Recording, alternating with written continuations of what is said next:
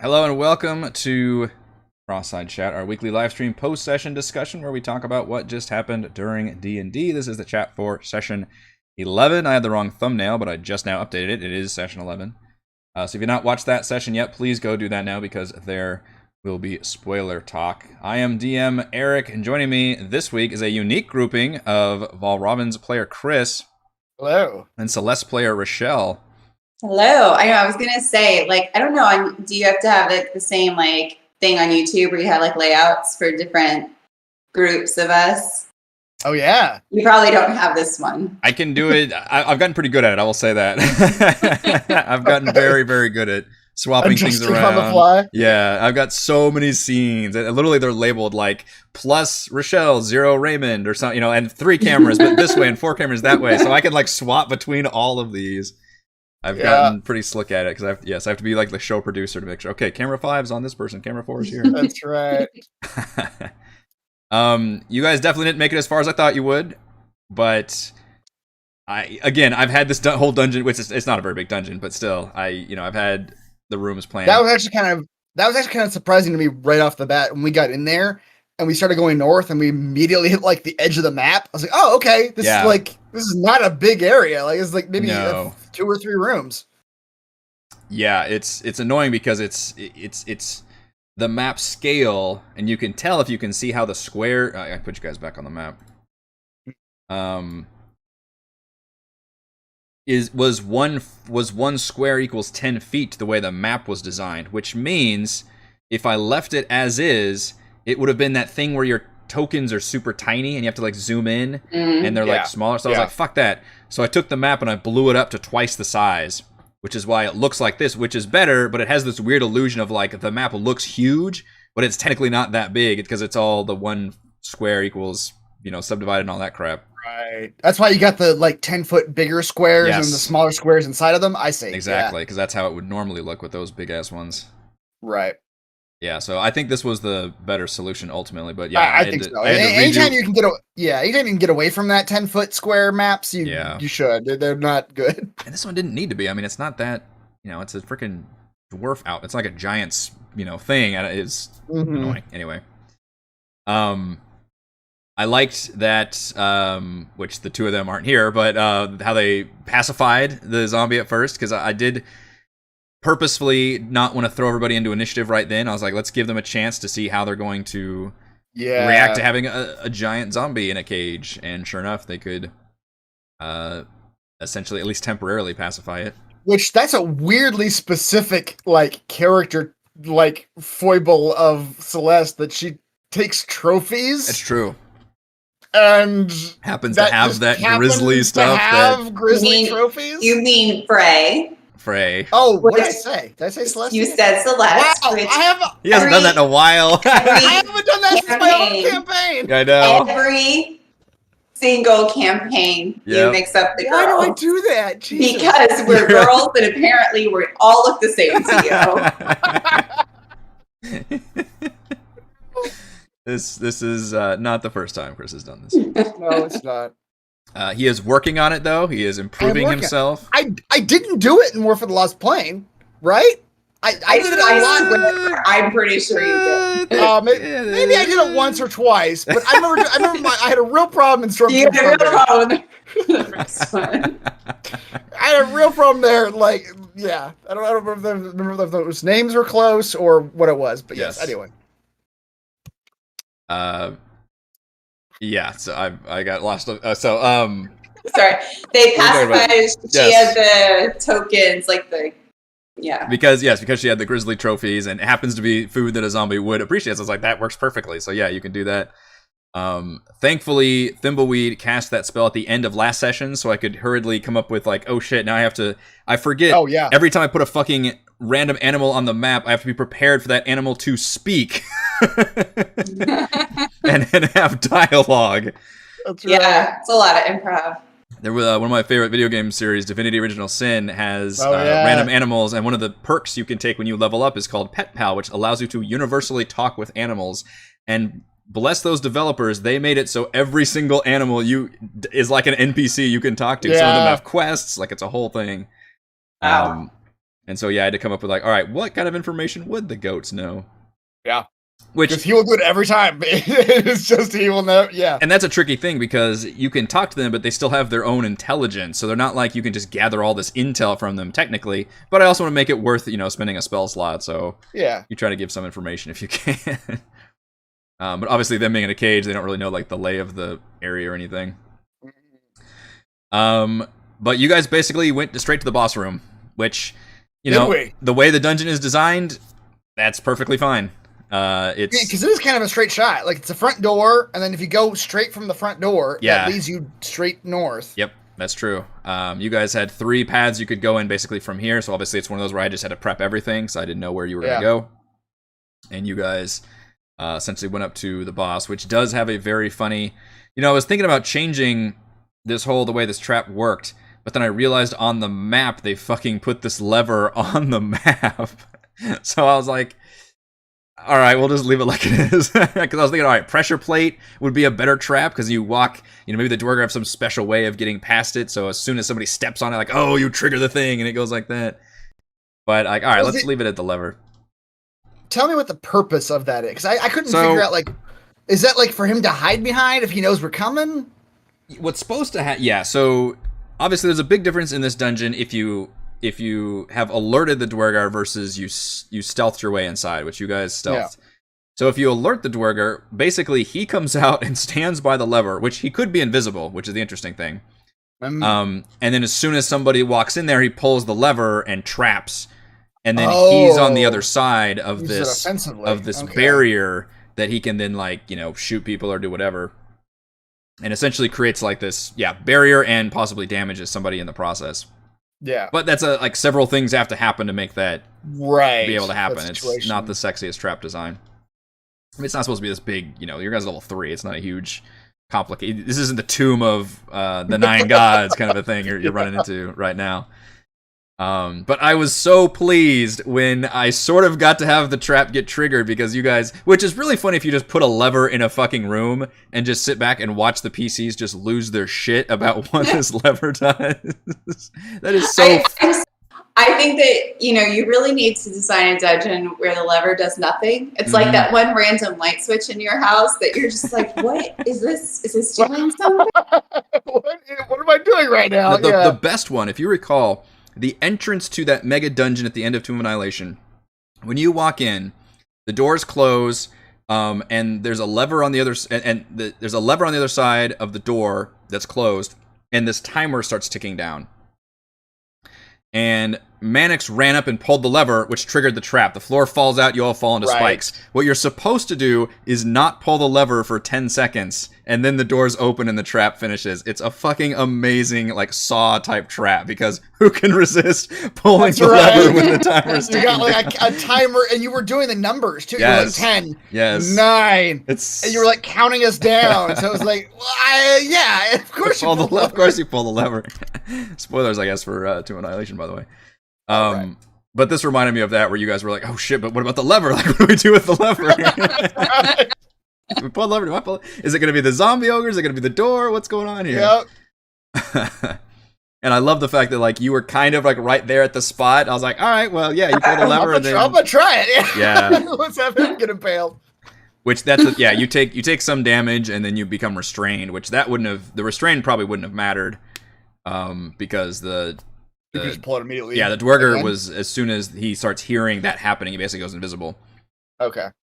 Yeah, which, I totally would have had him go invisible and escape, but Reese had the brilliant idea of just casting Fairy Fire in the room right away, which lights him up. It was a very quick succession of things where, we open the door, we realize, oh, right, they can go invisible, and Reese immediately was like, all right, I blast Fairy Fire right in front of me. Which I think I forgot his advantage when I rolled that save. I remembered from then on, but I don't. I'd have to check back in the chat, but I do think I actually forgot to roll his advantage. I don't think you rolled it for us. I think you kept it private. Oh, you're right. I did. That's probably why I forgot, because I did it the special way. Yeah, because normally I would just click the button. There's a chance he probably would have failed anyway. They have a +0 on Dex. Oh, yeah. So that turned into a fight, and he was the boss. He basically was a Dwarger with max hit points, but he rolled so bad initiative, and you guys were just laying into him because he's just one dude. I gave him all those special attacks. He had all those jar grenades and potions. stuff. Yeah, which a lot of that is I can't talk about it too much because you guys haven't finished exploring the dungeon, and obviously he teased, experiments and stuff going on. But this was kind of the tease for that, as you found his like alchemical lab where he's creating all these mushroom spores and things. Like, how is he doing that? Where is that coming from? You have yet to see that, but right. I like giving. Essentially, you picked up on it. They are grenades. Yes. Little effects grenades. Yeah, as consumables. One of them is actually a melee thing. You have to like open it up and like shove it in their face. But was a grenade. So I felt a little bit bad about my boss, but you guys had obviously done a pretty good job of stealthing up until that opportunity. And then I thought, okay, well, now that they've triggered the trap, they're making noise, like, he's just going to go invisible and he'll escape that way. And then Thimbleweed cast Fairy Fire. So I was like, well, I'm fucked, but the players did a good job of making that happen. And then Frey. Which I think we all kind of took it as this, like, you know how sometimes we almost do things as jokes that are like kind of half jokes, half real. Yeah, which is why I kind of have to like say occasionally, like, okay, so are you gonna? I have to kind of push sometimes. Are you really doing this? Yeah, are you really doing this? And she's like, yes. Like, okay, you throw him at the ogre zombie. And you guys didn't know this, but I kind of teased that with the goats and said like, you did. We should have known. In hindsight. Yeah. Normally zombies are pretty feral, but this one is actually supposed to be literally like browbeaten and like controlled essentially by the Dwerger. The goats literally referred to it as a pet, didn't they? Yes. I think so we should have thought about that, but we were like, we just weren't thinking about it. Yeah, which I did love your suggestion that you were like, let's keep him alive and send him back to that. I was like, that's cool. I can work with that as a DM. That's a really neat thing to do. But then I think Reese argued like, no, we shouldn't leave that one alive. Like we should go. And I was like, oh, yeah. I mean, they're all making good points. But as a DM, it's always fun to have recurring villains and have people pop up again for sure.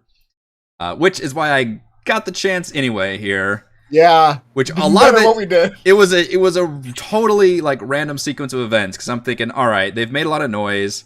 And especially once you throw the boss at the ogre zombie cage. And he rolled high enough in initiative where like he could go and yell and trigger the zombie. And I'm gonna bring essentially reinforcements nearby into this fight. And that ended up being the big fight of this dungeon, from what you can tell.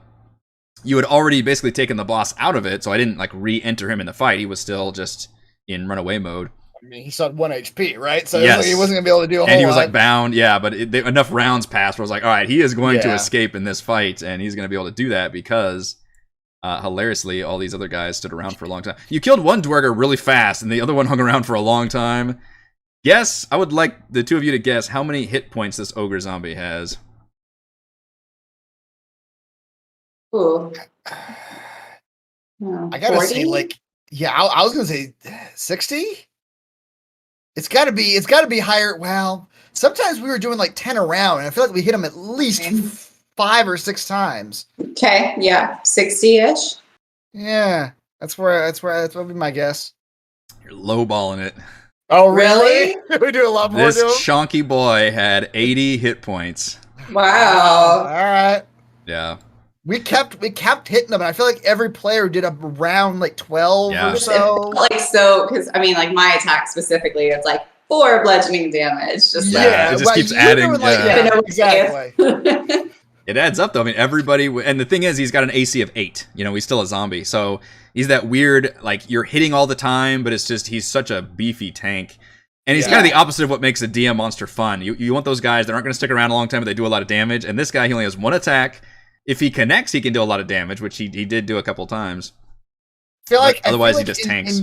In terms of like what you just said, in terms of like that balance of what makes it fun, I feel like if it was 2 zombies, it wouldn't have been that fun. Yeah. Because there were 2 different ones that had 2 different parameters. One with high AC That's true. Probably had less life, and then one like just meat sponge. Yeah, if it was a bunch of zombies, it'd be like, all right, we're just dealing a lot of damage here. We're just dealing damage. We're just Yeah, but I thought it was, Frey, she took a lot of damage, but that was a good way of like, Rage, like she would have died without Rage, because Rage makes her resistant to all normal attacks, basically. So she takes half damage from all of those big, like 17 and 16 and 14 damage. This is how I love that we have a barbarian finally in one of our campaigns, because this is, a very unique class, and that like you're not designed to like defend against the damage. You're designed to eat the damage. And it's just like, all right, it's very interesting. And she did, yeah. There was a situation where these guys couldn't really flank or get past, and the zombie didn't obviously have any tactics involved. At some point, I was like, I could try to run away with this one Dwergar, but I already established that they were already invisible, and they can only, well, I guess I'll go ahead and say they can only do that like once per rest or something. And I figure like he'll cover the boss. Like the boss is the one that's going to escape, and he'll give his life up. And so they'll fight to the death. And plus, him and Frey were whispering to each other. It was a pretty great fight with that. That was funny. So that was funny. At one point, Frey was surrounded by both of them, and they both had 1 hit point left. Oh, wow. Now, granted, the ogre zombie goes down to 1 for undead fortitude, so he was there for a while. But literally, whenever she did 15 damage to him, he had 16 hit points left. And usually I fudge it, but I was like, I'm not fucking fudging this. There's no fudging here. You're gonna have to kill every one of this guy's hit points. Right. But yeah, that just ended up being one big fight that kind of took up a lot longer than I thought, but obviously because just a shit ton of hit points on these guys. Yep. Yeah, big guys. It is odd that we did kill one immediately. Yes. Like, because they have the same, I don't know if one had more HP than the other one, but they did have similar stats. I always roll for hit points, and it gets pretty funny on the range that some of these guys can have. Like, it's, you know, the more hit point pool they have, you can roll like really bad or really well, and it's random. That way you can't really meta be like, oh, I know these guys have about 20 hit points or something. Like, it could be one of them's got 12 hit points and one's got like 30, you know, so it can change. Right. That was a scenario where one had more than the other, but it was funny that one got killed like almost immediately, and the other one hung around for a lot longer. Yeah. But I got to tease more of my Dwergar super plots with the boss, which is always fun. Yes. Which I think I was kind of like zeroing in on what you were saying last session too. I think it was last session that like the ultimate, like, what do you call it? Nuclear option is a dragon that they've got apparently somewhere. I don't know. But this like, you know, turning everybody into spore zombies is another wrinkle in the whole thing. So yeah, I wanted to tease the overarching Dwergar plot, but I also wanted to tease what's going on right here at the outpost. And that was kind of the goal between the... Yeah. We talked about the spore servants and the fungus and all that. And a lot of this is... there was like just brief mentions of this in the book, and then I ran with that and really like, okay, he's got, you know, alchemist supplies set up. He's making these jars, and he can throw them at him as an action and all this. Oh, yeah. He wasn't meant to be a big boss. Like, I didn't give legendary actions or anything like that. But it would have been more interesting had he been like available in this fight. You know, you guys triggered the fight earlier, and then him sitting back there like hurling, you know, acid jars or stings and all that. If we had gotten caught between the two different things, like him behind us throwing jars through the gates or something, yeah, that would have been really bad. Yeah, so you guys did the right call by at least taking out like, you know, a very powerful unit, even though hilariously and joyfully he got to escape, which I am very pleased with having this possible recurring villain in my beck and call. And Stan is right. We did split the damage between those two last guys pretty effectively. Yeah. Like I think Thimbleweed and Edmund were really focused on the zombie. Yep. And Celeste too. Celeste. Like a lot of people were attacking the zombie, and then specifically Frey was locked on to... Was trying to lock onto the dwarf. Dwergar, yeah. Yep.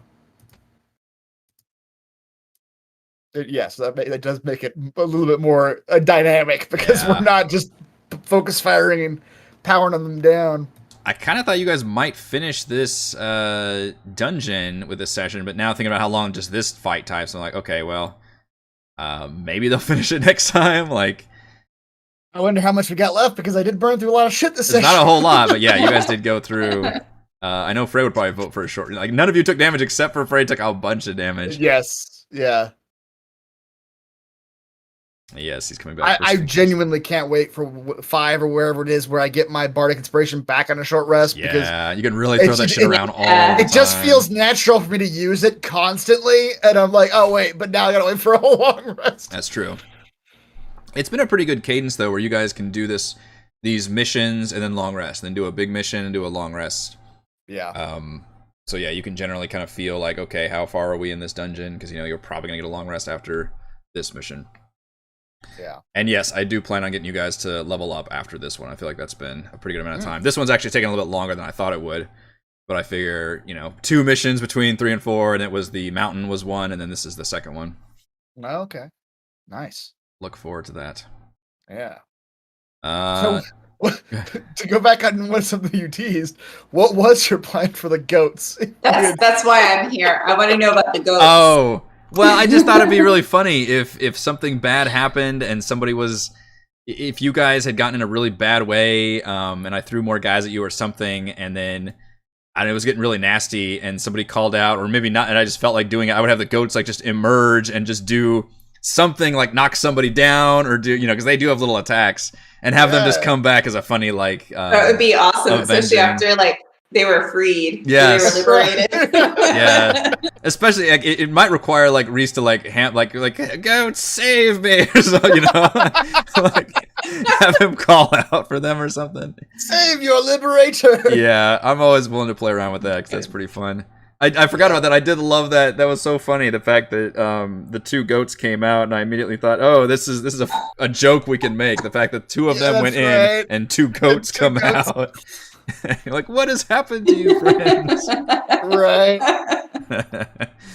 Glad we got to play with that. We have to see more goats at this point. I feel like goats are your new like recurring NPC. I feel like just looking at I have to look for it now. It's funny that those 2 missions had back-to-back goats, and both times Thimbleweed has immediately wanted to chat it up with the goat. So I'm gonna have to put goats everywhere now. It should be like just a weird thing with Thimbleweed. Wherever he goes, there's a goat somewhere. Goats. It's a font of information. At the edge of the world, there's a goat that has information. That's right. Tell me. All right. Anything else about session 11 at this Dwegar outpost? Is it nice to be able to do a dungeon crawl Oh yeah. Mm-hmm. This felt like a real like traditional like dungeon crawl where we had to like, okay, which room do we want to go in? Yeah. Mm-hmm. Yeah, I remember you thinking, you told me after the mine, after the mountain, you said, okay, that was an interesting thing, but I wouldn't want to do that again, where you're just like going through, like, okay, now you go here, now you go there. Yeah, the linear dungeon kind of idea. Yeah, and I knew this one was coming up next, so I thought this was going to be a good another one to throw at you guys. Yeah, because these kinds of like very open-ended, like, well, how do you want to handle this kind of dungeons, lead to those things that like you're talking about, where we all stare at a lever for 10 minutes. God, I love them. Those moments are so funny. Because as a DM, you don't even think about it. It's like, all right, there's a lever here, and you just start moving around other stuff, and then that becomes like the focus for the players. And what do we do with the lever? Just agonize about it. Like, this is so fun. Yeah, every other room should just have like a room with nothing but 3 levers, and everybody just loses their mind about, oh no, what do we do? All right. I think that is going to do it for Frostside Chats this week. Thank you to everyone for joining us. Thank you to Chris and Rochelle. And I am Eric. And thank you to all the fans for watching. And we're going to see you next week. Bye.